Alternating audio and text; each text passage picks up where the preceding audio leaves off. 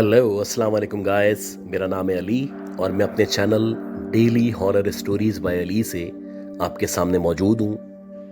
मैं उम्मीद करता हूँ आप लोग जहाँ पे भी हैं खैरियत से हैं, खुश हैं और आपकी ज़िंदगी बहुत अच्छी गुजर रही है। अगर आप लोगों ने अब तक किसी भी वजह से मेरे चैनल को सब्सक्राइब नहीं किया, सब्सक्राइब कर लें, लाइक करें और अगर हो सके तो अपने सर्किल में, अपनी कम्युनिटी में शेयर करें। अगर आप अपनी स्टोरीज को शेयर करना चाहते हैं, आप चाहे तो व्हाट्सएप कर सकते हैं, ईमेल कर सकते हैं या अपनी आवाज़ में रिकॉर्ड करके भेज सकते हैं। जैसे आपको फिजिबल लगे आप अपनी स्टोरीज को शेयर करें। आपका स्टोरीज का शेयर करना मेरे लिए बहुत ही इंपॉर्टेंट है। आज की ये जो पहली स्टोरी है ये हमें हसनैन साहब ने भेजी है और ये बताते हैं कि फेडरल बी एरिया ब्लॉक 16 में रहा करते हैं।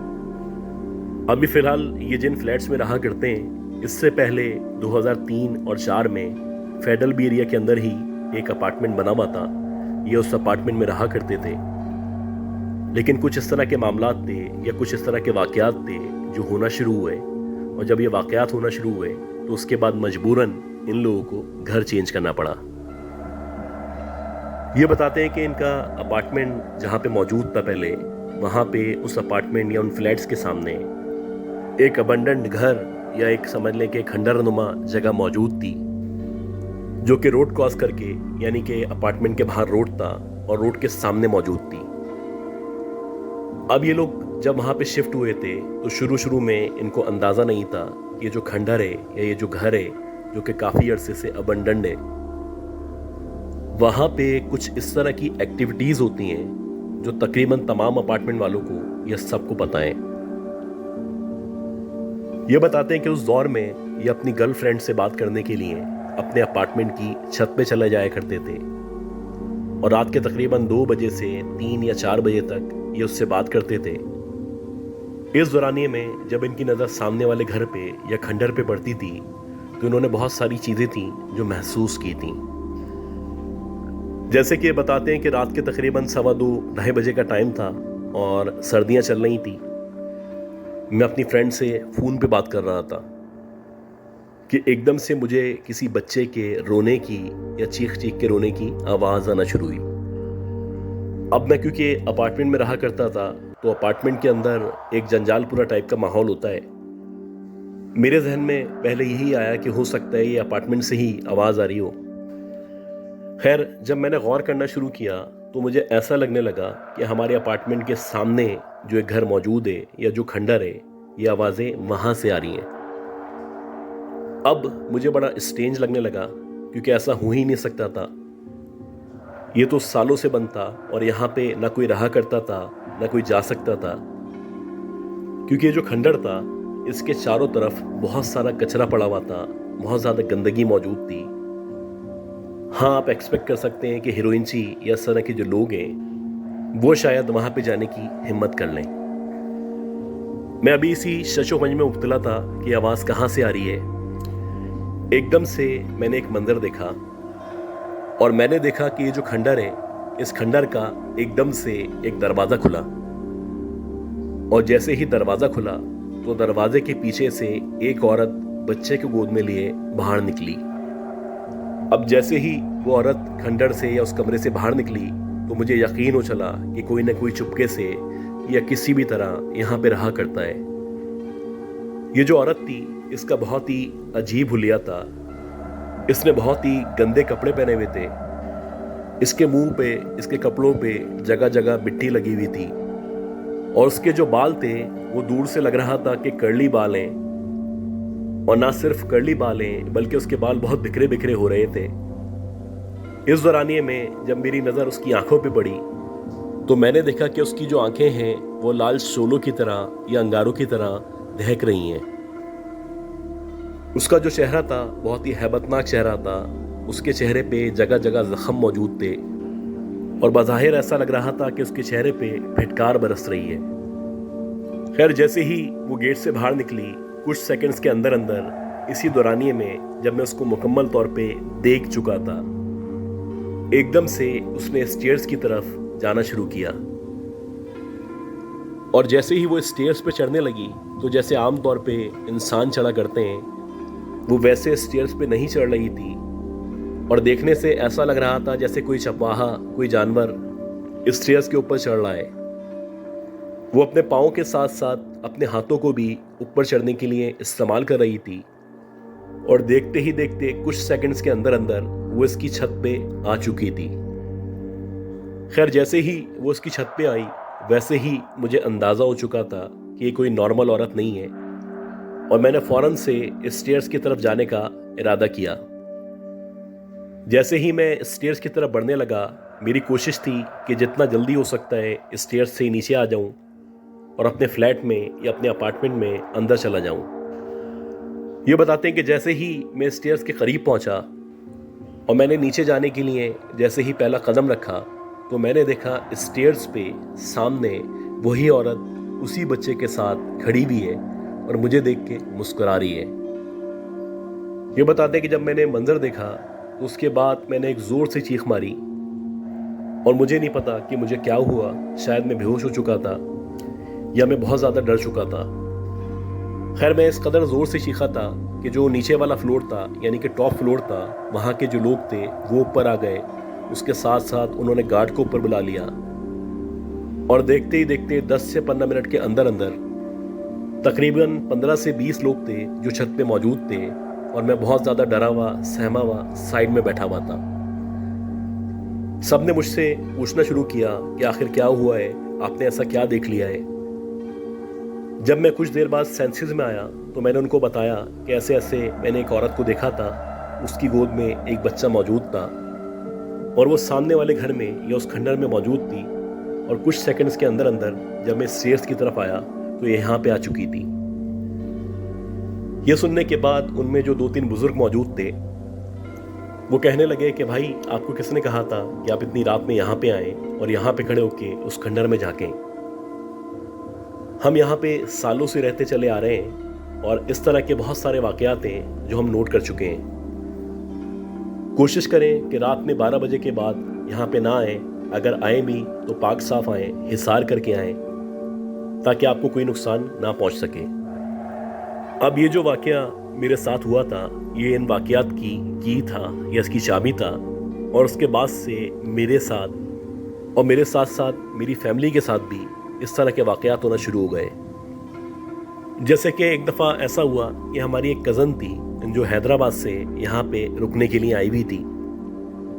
उसकी उम्र तकरीबन 17 या 18 साल थी, और वो मेरी बहन के बराबर थी। वो अक्सर जब भी हमारे घर में रुकने आती थी तो वो मेरी बहन के साथ ही टाइम स्पेंड करती थी, उसी के साथ खेला करती थी या उसी के साथ ही रहा करती थी। तो वैसे ही ये लोग अंदर बैठे हुए थे फ्लैट के अंदर, और एकदम से लाइट चली गई। अब जब लाइट गई तो लाइट जाने के बाद मेरी बहन ने कहा कि चलो छत पे चलते हैं, और तकरीबन 6 या 7 बजे का टाइम था। मगरिब की अजान हो चुकी थी और हल्का हल्का अंधेरा होना शुरू हो चुका था। खैर, मेरी बहन अपनी कज़न के साथ या हमारी कज़न के साथ ऊपर चली गई, और ऊपर जाके इन लोगों ने खेलना शुरू कर दिया या बातें करना शुरू कर दी। ये बताते हैं कि इनको वहाँ पे गए हुए तकरीबन आधा घंटा हो चुका था, और अब मुकम्मल तौर पे छत के ऊपर अंधेरा हो चुका था। अच्छी बात यह थी कि मेरी बहन के साथ साथ मेरी कज़न मौजूद थी, और इसके अलावा हमारे एक पड़ोसी हैं, वो भी अपनी फैमिली के साथ छत के ऊपर मौजूद थे। मेरी बहन और हमारी कज़न आपस में बातचीत कर रहे थे, और वो जो दूसरी फैमिली थी वो थोड़े से डिस्टेंस पे खड़ी हुई बातें कर रही थी कि एकदम से मेरी बहन की नज़र छत के कोने पे पड़ी, और जब उसने छत के कोने पे देखा तो उसने देखा कि छत के कोने पे साइड में एक औरत है जो उकरू बैठी हुई है, और ऐसा लग रहा है जैसे उसने अपना मुंह बालों से छुपाया हुआ है और वो नीचे की तरफ देख रही है। जैसे ही मेरी बहन ने ये देखा तो उसको अंदाज़ा हो गया कि कुछ ना कुछ गड़बड़ ज़रूर है। काफ़ी देर तक मेरी बहन उस लड़की को या उस औरत को ऑब्जर्व करती रही, और मुसलसल वो जो औरत थी उसने अपने बाल आगे किए हुए थे, और ना वो मूव कर रही थी, ना खड़ी हो रही थी, ना कहीं और जा रही थी, बस एक ही जगह बैठी हुई थी। मेरी बहन ने मेरी कज़न को इन्फॉर्म किया, और मेरी कज़न के साथ साथ वो जो फैमिली थी उसमें एक मर्द मौजूद था। मेरी बहन ने उनके पास जाके बोला कि कि देखें इस छत के कोने पे एक औरत बैठी हुई है और मुझे ऐसा लग रहा है कि कुछ ना कुछ गड़बड़ जरूर है। ये सुनने के बाद वो जो फैमिली थी वो तो साइड में हो गई, लेकिन उनके जो मर्द थे वो आगे बढ़े और उन्होंने सोचा कि जाके देखते हैं आखिर ये कौन औरत है। जैसे ही इनके जो मर्द थे वो आगे बढ़े और इन्होंने आगे जाके उसको बोला कि तुम कौन हो और यहाँ पे क्या कर रही हो। ये सुनते ही वो जो औरत थी उसने अपना मुंह ऊपर किया, यानी कि अपने बाल पीछे किए, और जैसे ही इन लोगों की नज़र उसके चेहरे पे पड़ी तो इन लोगों ने देखा कि इसका जो चेहरा है वो झुलसा हुआ या जला हुआ चेहरा है और बहुत ही खौफनाक चेहरा है। ये देखते ही वो जो साहब थे या वो जो मर्द थे वो पीछे हटे और उन्होंने ज़ोर ज़ोर से आयतुल कुर्सी पढ़ना शुरू कर दी। इस दौरानिए में उनकी बाकी फैमिली, मेरी बहन और हमारी कज़न स्टेयर्स की तरफ भागना शुरू हो गए और जैसे तैसे नीचे आ गए। वो जो मर्द थे या वो जो साहब थे वो भी कुछ देर बाद नीचे आ गए थे और नीचे आने के बाद एज यूजुअली उन्होंने सबको इन्फॉर्म किया और अगेन वही सब हुआ कि गार्ड और कुछ लड़के मिलके छत पे गए, और जब वो छत पे गए तो वहाँ पे ना कोई लड़की मौजूद थी, ना कोई औरत मौजूद थी, ना उसका कोई नामो निशान मौजूद था। अब ये जो बैक टू बैक वाक़यात हो रहे थे ये डरा देने के लिए या खौफ में मुब्तला कर देने के लिए काफ़ी थे, और हम लोग अंदर ही अंदर डिसाइड कर रहे थे कि जितना जल्दी हो सकता है हम इस एरिए को या इस जगह को कम से कम छोड़ दें और यहाँ से कहीं और सेटल हो जाए। इसी तरह कुछ मज़ीद दिन गुजरे, साथ साथ हमने नए अपार्टमेंट की या अपने नए घर की तलाश शुरू कर दी थी। और एक दफ़ा ऐसा हुआ कि रात के तकरीबन 2 या 2:30 बजे का टाइम था। मेरे जो फादर हैं वो यूजुअली रात के 9 या 10 बजे तक वापस आ जाया करते थे, लेकिन इत्तेफाक से उस दिन उनको अपने काम से वापस आते हुए देर हो गई। खैर, जैसे ही वो अपार्टमेंट के अंदर एंटर हुए और स्टेयर्स से ऊपर आने लगे तो उनको ऐसा लगने लगा कि जैसे जैसे वो ऊपर बढ़ रहे हैं वैसे वैसे उनको किसी के गुनगुनाने की या गाना गाने की आवाज़ आ रही है। खैर, जैसे जैसे मेरे फादर ऊपर बढ़ रहे थे वैसे वैसे आवाज़ बढ़ती चली जा रही थी, और पहला इंप्रेशन यही था कि यूजुअली फ्लैट्स के अंदर इस तरह का शोर हुआ करता है। अक्सर लोग गाने गाते हैं, अक्सर लोग शोर शराबा करते हैं। यही सोचते हुए वो ऊपर बढ़ते चले गए, और जैसे ही ये सेकंड फ्लोर की स्टेयर्स पे पहुंचे तो इन्होंने देखा कि एक औरत है जो स्टेयर्स पे बैठी हुई है और उसने अपना जो सर है वो अपने घुटनों के बीच में रखा हुआ है और उसके जो बाल हैं वो उसके मुंह के चारों तरफ बिखरे हुए हैं, और ये जो गुनगुनाने की या गाना गाने की आवाज़ आ रही है यही मोहतरमा है जो गाना गा रही थी या गुनगुना रही थी। खैर, मेरे फादर ने जब इसका स्ट्रेंज बिहेवियर देखा तो उन्होंने कहा कि मुझे थोड़ा सा रास्ता दे दें, मुझे ऊपर जाना है। ये सुनने के बाद वो जो औरत थी उसने कोई रिस्पॉन्स नहीं दिया और मुसलसल गुनगुनाती रही, और ऐसा लग रहा था कि किसी अजीब सी ज़बान में कोई गाना गा रही है। मेरे फादर बताते हैं कि उस औरत ने लाल कलर के कपड़े पहने हुए थे और बज़ाहिर देखने से ऐसा लग रहा था कि बहुत ही फटे पुराने, बहुत ही खस्ता हाल कपड़े हैं जो उसने पहने हुए हैं। जब उस औरत ने कोई रिस्पॉन्स नहीं किया तो मेरे फादर ने सोचा कि मैं साइड में से होता हुआ बचता हुआ ऊपर चला जाता हूँ, और जैसे ही वो उस औरत के बराबर में पहुंचे या साइड में से निकलने की कोशिश करने लगे, अगले ही लम्हे वो जो औरत थी उसने मेरे फादर का एकदम से पाँव पकड़ लिया। जैसे ही उसने मेरे फादर का पाँव पकड़ा तो मेरे फादर की नज़र उसके हाथ पे पड़ी, और मेरे फादर ने देखा कि उसकी जो उंगलियां हैं वो बेतहाशा लंबी उंगलियां हैं और उनमें बड़े बड़े नाखून मौजूद हैं। उसके जो हाथ थे ऐसा लग रहा था ज़ख्मी हाथ हैं और उन हाथों से खून रस रहा है या खून टपक रहा है। मेरे फादर बताते हैं कि उसने इस कदर ज़ोर से मेरे पाँव को पकड़ा था कि मैं चाहने के बावजूद भी उससे अपने पाँव को छुड़ा नहीं पा रहा था। खैर, मुझे कुछ ही सेकंड्स के अंदर अंदर अंदाज़ा हो चुका था कि जो मामला है वो नॉर्मल नहीं है, और मैंने ज़ोर ज़ोर से आयतुल कुर्सी पढ़ना शुरू की। जैसे ही मैंने ज़ोर ज़ोर से आयतुल कुर्सी पढ़ना शुरू की वैसे ही अगले ही लम्हे वो जो औरत थी उसने मेरा पाँव छोड़ दिया और एकदम से खड़ी हो गई।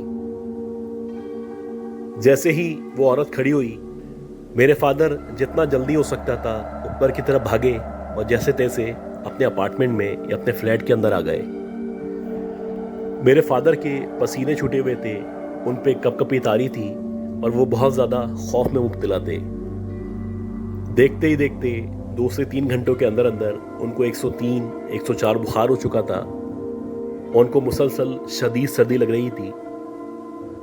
इस दौरानिए में मेरी मदर ने और हम सब ने उन पे दम दुरूद किया और जो भी हमें आयत वगैरह आती थी वो पढ़ना शुरू की। इस अपार्टमेंट में या इस फ्लैट में इस तरह के जो वाक़यात थे वो मुसलसल बढ़ते चले जा रहे थे और यहाँ पे जो एक इमाम साहब मौजूद थे उनसे इस बारे में रब्ता किया गया।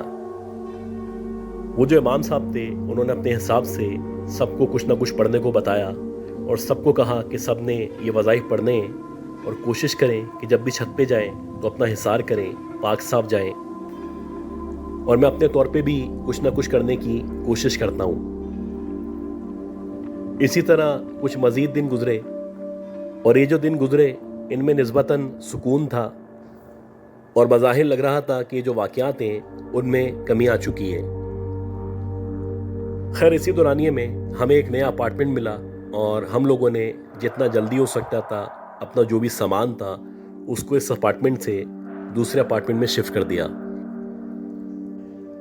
कुछ हमारे एजुकेशनल डॉक्यूमेंट्स थे जो हमारे पुराने वाले अपार्टमेंट में मौजूद थे और हमने यही डिसाइड किया था कि सबसे आखिर में वो डॉक्यूमेंट्स लेके आ जाएंगे। जब सारे घर वाले एक एक करके नए अपार्टमेंट में चले गए या नए घर में चले गए तो जो हमारा सबसे बड़ा भाई था मेरे फादर ने उसको कहा कि अब तुम वहाँ पे जाओ, जो भी ज़रूरी कागजात थे या जो भी डॉक्यूमेंट्स थे वो सारे के सारे मैंने किचन में कैबिनेट के अंदर रखे हैं, वो लेके आ जाओ। रात के तकरीबन 8, साढ़े 8 बजे का टाइम था और मेरा भाई इन कागजात को लेने के लिए या इन डॉक्यूमेंट्स को लेने के लिए अपने पुराने अपार्टमेंट की चाबी लेके घर से निकला। कुछ देर बाद मेरा भाई हमारे पुराने अपार्टमेंट में पहुंचा और स्टेयर्स से चढ़ता हुआ ऊपर जाने लगा।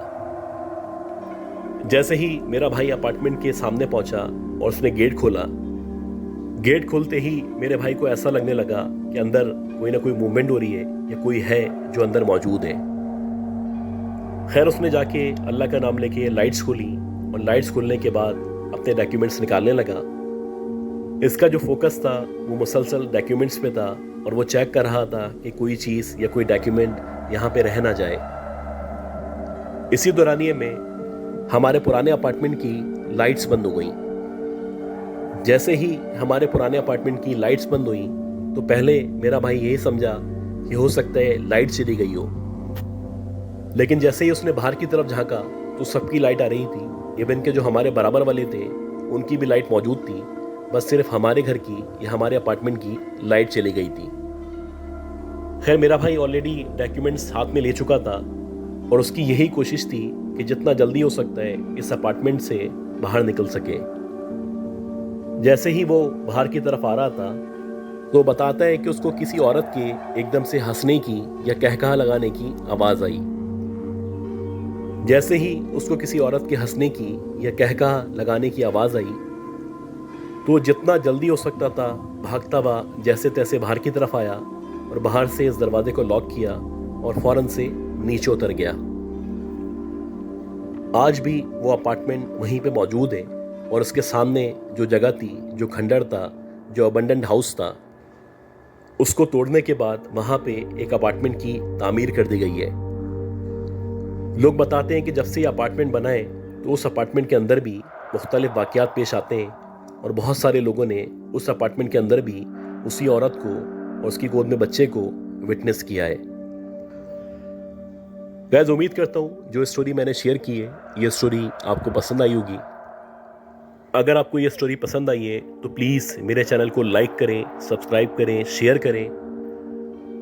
दुआ करें कि अल्लाह ताला मुझे, मेरी फैमिली को, हम सबको ज़िंदगी दे, सेहत दे, सलामती दे। अगली अपलोड तक के लिए अपना ख्याल रखिएगा। अल्लाह हाफिज़।